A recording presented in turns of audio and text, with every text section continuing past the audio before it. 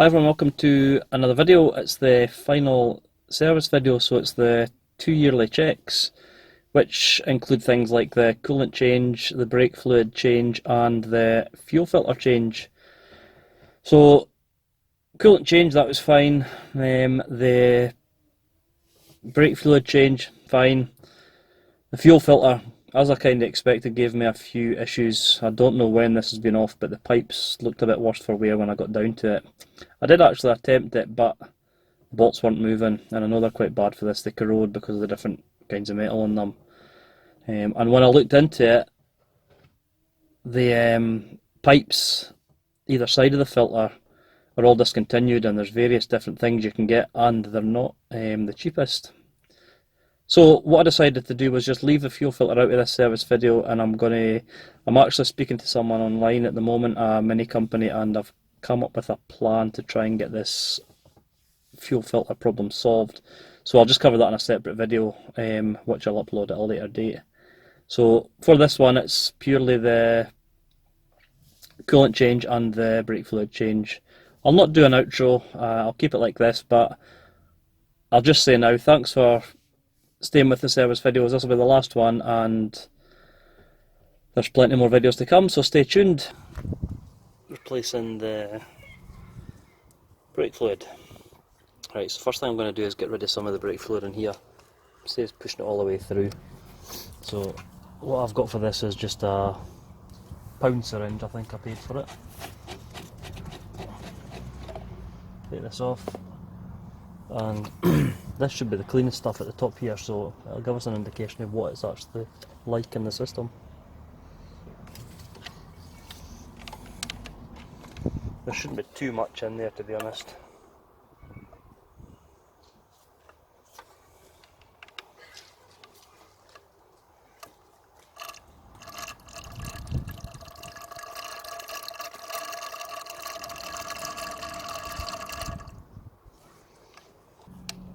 Yeah, it's pretty low at that. I have been working on the brakes, so some has seeped through the system, so... But if this was full, that would be the best way. Just get all that up and just put it in this tub.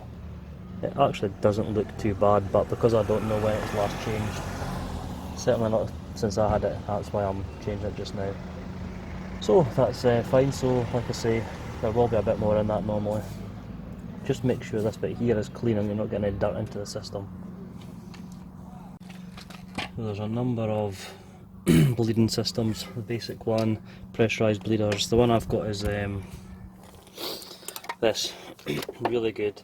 Basically attaches to here, pressurise it, it forces the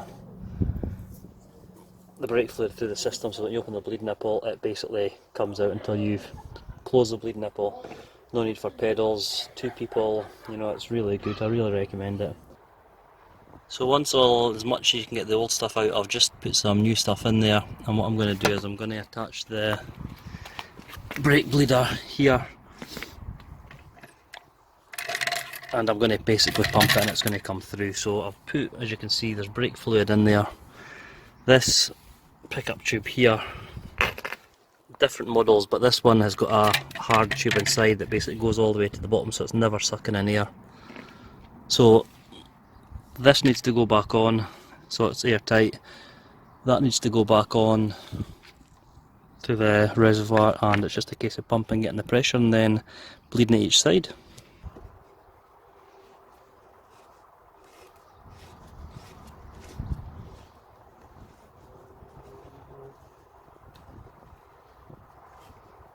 Good seal.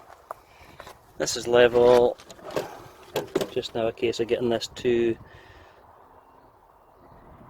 between 10 and 20 psi. I usually do about 12 or 1 bar, depending on the system. I don't want to put too much pressure on these old brake unions. You'll know because you'll see the fluid coming all through the tube.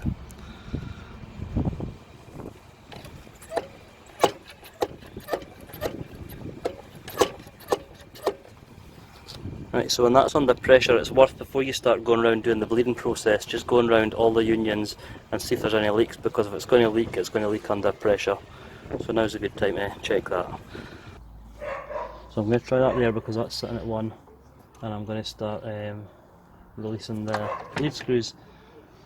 So depending on the type of master cylinder you have, this is a tandem 4, depends on the sequence that you bleed it with. For me, I start with the left hand side, then the right hand side, then move to the back. It's in the Haynes manual what sequence you do depending on what master cylinder you've got. I'll put a diagram up in the video here.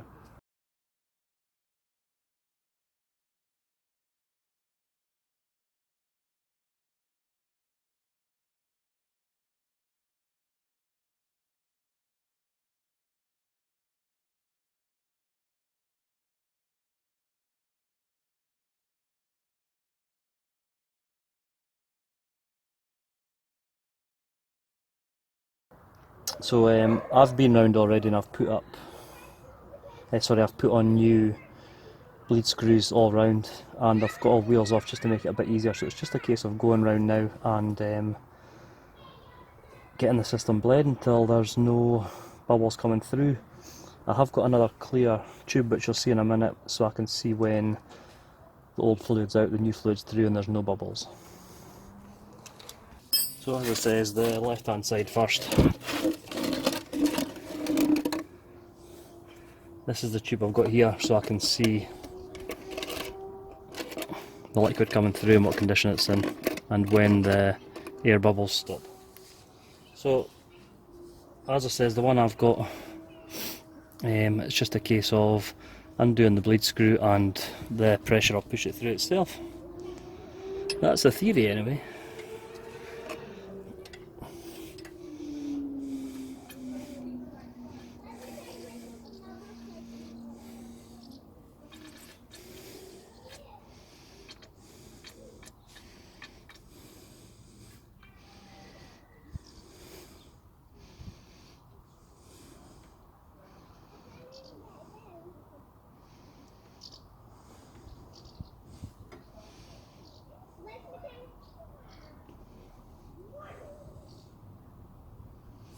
Doesn't take long to get through, there's not that much brake pipe to travel there, so that's still going there, and you can see it's a couple of air bubbles, so I'll keep it going until I can stop seeing the air bubbles, albeit they're tiny.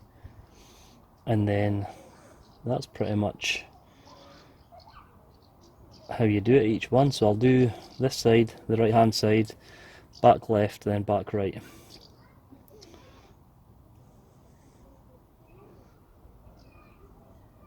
Okay, so that'll do for this side. Once I've done the front two, I'm onto the back. Bit more tricky to get to the bleed screws here, and they're the smaller ones, so get the tube over here, get it undone, this side then the other side, and that should be the brakes bled.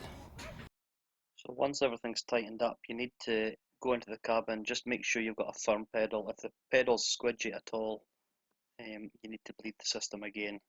Do not drive the car unless the brakes are fully operational.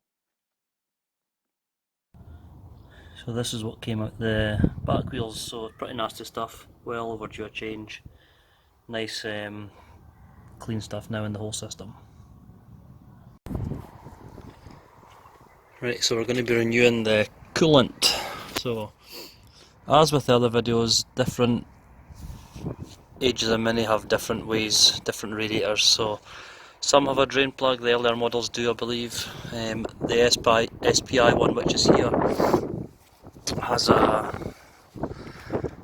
it's basically a thermostat here that tells the fan when to switch on when it gets to a certain temperature. So the temperature sensor at the bottom of the radiator here comes out, and the water can be caught in a container, albeit it will be messy because there's not a great amount of space down here. The other radiators, the bottom hose is situated way down here, and you know, there's no space in here at all. I've found when I've done this previously, basically I've had to remove the radiator bracket up here and the screw on the bottom and basically tilt the radiator back to get access to it. Not my most favourite job because it's dead fiddly. You can also get in through the wheel arch, through the access panel here. You can see The Jubilee clip I've got at the moment is a hand tightening one, which I decided to put on because I thought it would be a lot easier access with your hand rather than a screwdriver. So that can be undone, the hose pulled off, drained, and then the hose put back on. But luckily I have the one that can be drained at the front, so it's going to be a lot easier for myself. Right, apologies for the wind's picking up quite a bit. So to enable the water to flow out better, we take off the radiator cap so that it relieves the pressure and the water's easier to flow out.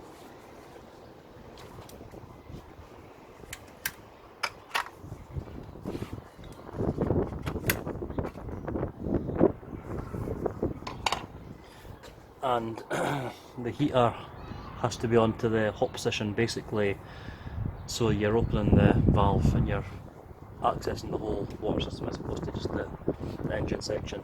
So I've done that already, that's set to hot. Now it's just a case of getting your containers positioned, getting the plugs pulled and catching the mess and cleaning up after the mess. Like I say, not one of my most favourite jobs, but it needs done because this is supposed to be changed every 2 years, but it's good practice to do it if you're renewing anything in here, just to replace the coolant.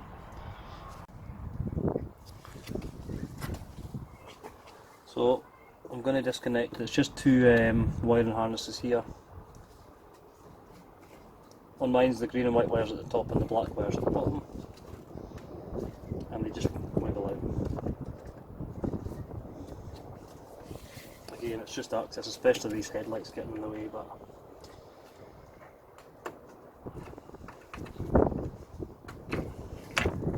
basically I'm going to tie it, well not tie this, but I'm going to set this well at the way so that I don't get any water on it. So basically the way this plug comes out, it's just held in by plastic. It's a case of getting it, pushing it round anti-clockwise, and then it just comes out.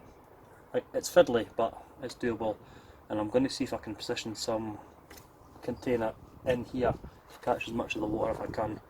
Otherwise it's basically going to drip onto the subframe, run down everywhere basically, and it's going to cause a huge mess.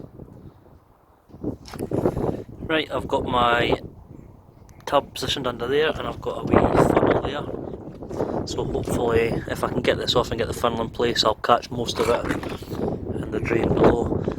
It always seems to be windy when I do this job, so it'll blow everywhere as well, but it is what it is.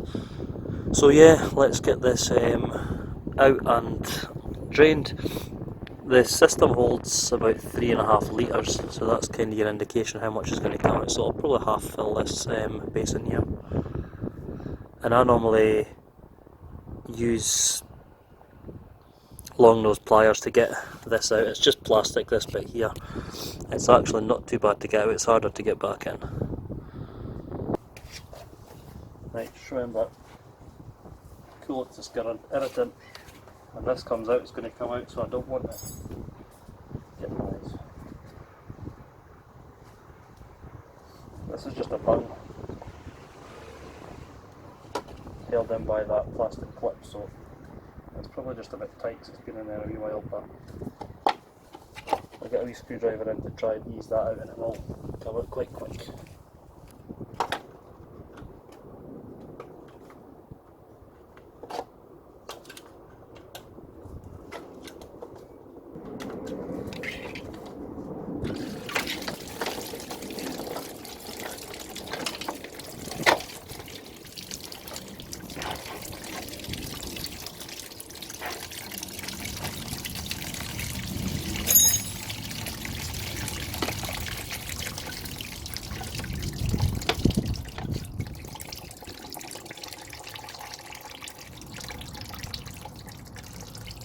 I did say it would come out quite quick.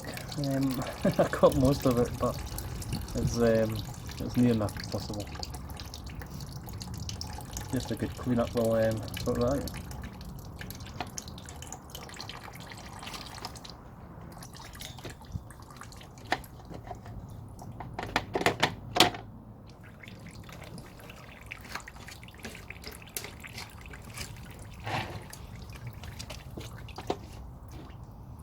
So there you go.